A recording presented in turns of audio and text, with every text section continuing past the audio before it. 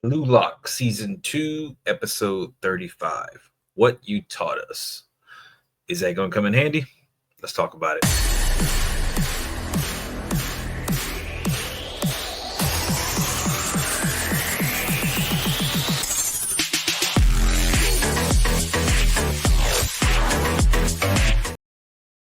Welcome back, Geek Variant. So we are getting down to the wire with Blue Lock Season 2. We got about 3 episodes left. I believe this is a 14-episode season, which means moves got to get made because Blue Lock is in trouble.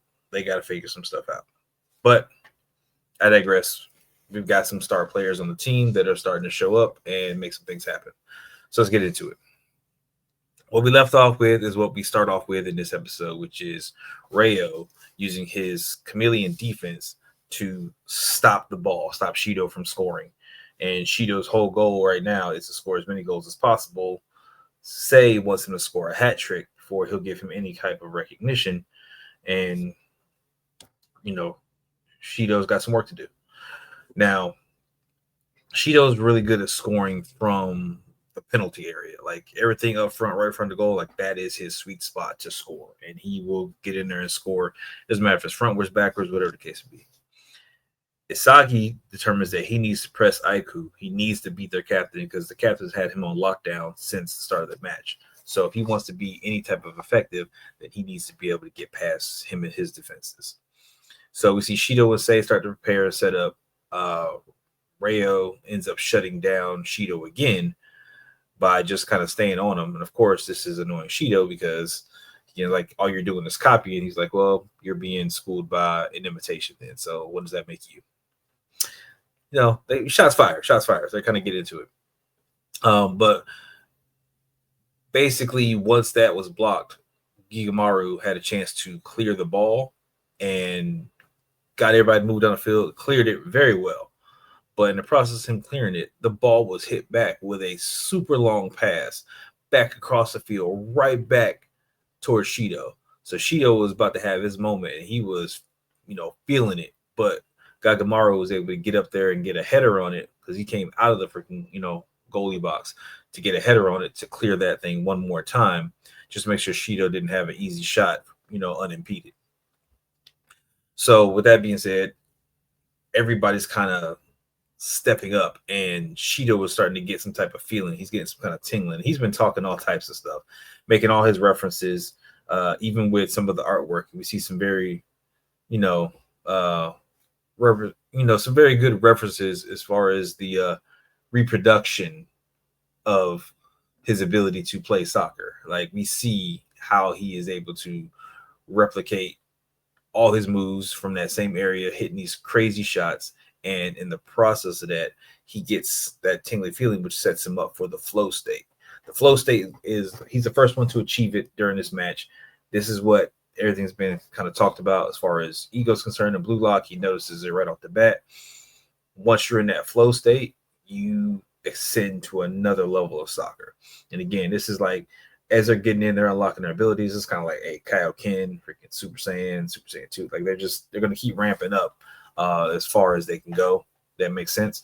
And yeah, he got into his flow state. He turned around, hit this crazy like reverse kick, just like over his head, and just knocked that apart. Called it a Big Bang drive and scored an absolute monster of a goal to put them up 3-2.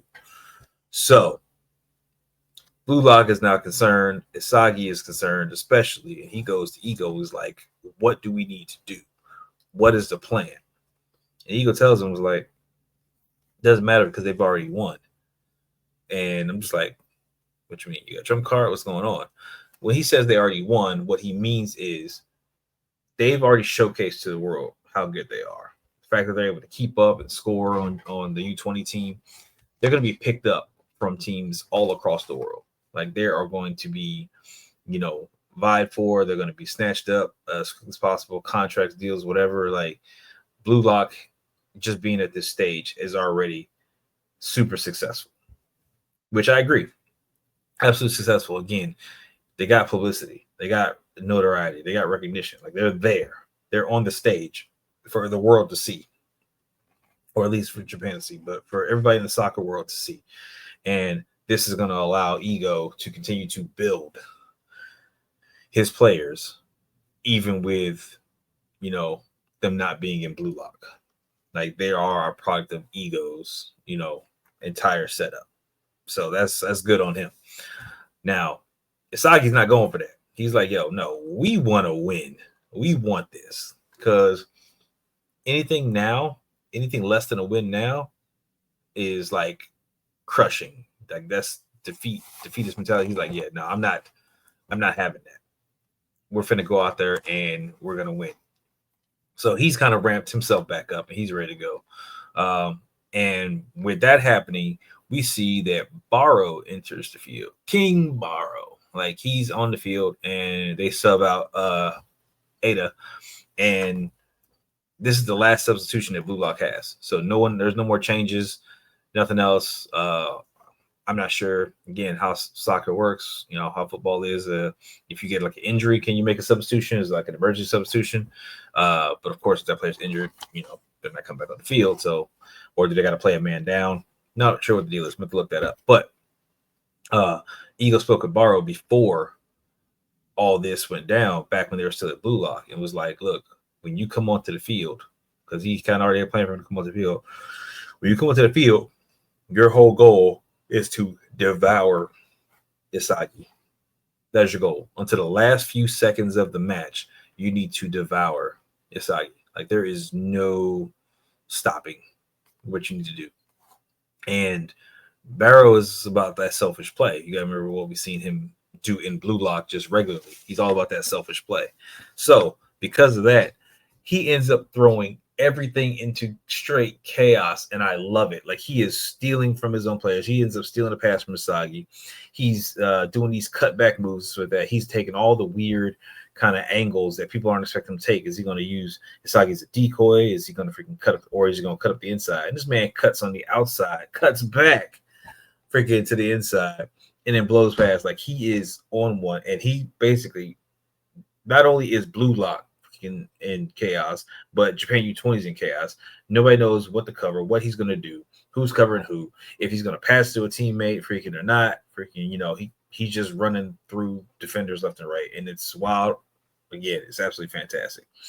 The animation for this one, again, what's the animation? Because the animation has been an issue since the start of the season. Everybody's been complaining about the animation. I reserve my stuff because, again, I haven't read the manga, so in comparison to how it's supposed to look versus just quality animation, yes, I think there are some issues, but again, I don't know what the actual manga looks like in comparison. So that's the other thing. But I think they're doing well. They definitely gave some great shots and stuff, which you can see by the thumbnail. They gave some great shots as far as setting up for the players to kind of do their moves and kind of get in and out.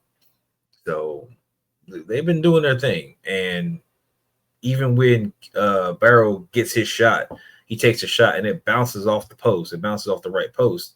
And so they're like, you're too eager. You're like, you're doing too much. Like, but Barrow isn't worried about it. He's like, I still got to do what I'm here to do, which is devour Asagi and try to score. That's his whole goal.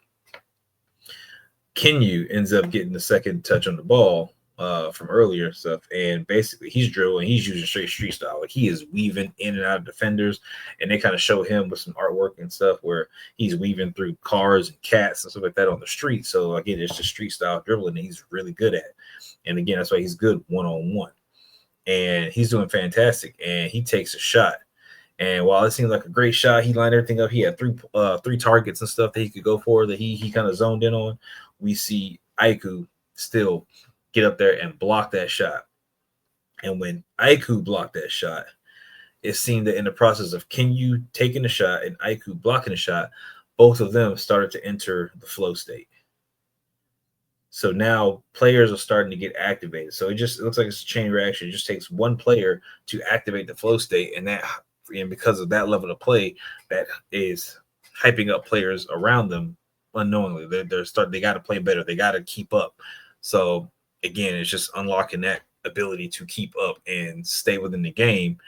Otherwise, you're going to get left behind. And that's where it ends up leaving off. And that's why we got 3 episodes left. Like, what are they going to do? How's BlueLock going to come back? Again, BlueLock is down 3-2 is the score. They got to come back and get at least 2 goals to win. We don't know if Japan's going to get any more goals. It's going to have to be rapid firing. Like, what's going to get pulled off? So I'm excited for the next episode. My prediction right now, as far as how they're going to play it out, is I don't think Isagi's really going to get anything done yet. I want to say it's probably going to be the next to last episode. So probably episode 13 is where he's going to probably start kind of entering into his flow state and kind of figuring out. I think we may see, I don't know if Ren and Sei are going to do anything with that. I mean, they're already pretty top tier as far as their skills and abilities. So would they even get a flow state? It's kind of like, what happens with them?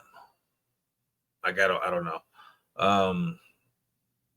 Nagi, Rayo, they've got some. I think Nagi has a chance to get a flow state because again he's very precise at that.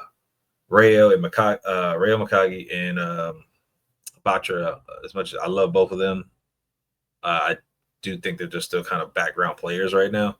So I don't think that they'll necessarily get into the flow state. I think it's going to focus on Nagi, Isagi, Aiku, Ren, Sei, Shido. We'll kind of get it. But Kinyu did end up getting, well, he alluded to, he felt it like a flow. It wasn't officially like he's in the flow state. Aiku said it a little bit more definitively.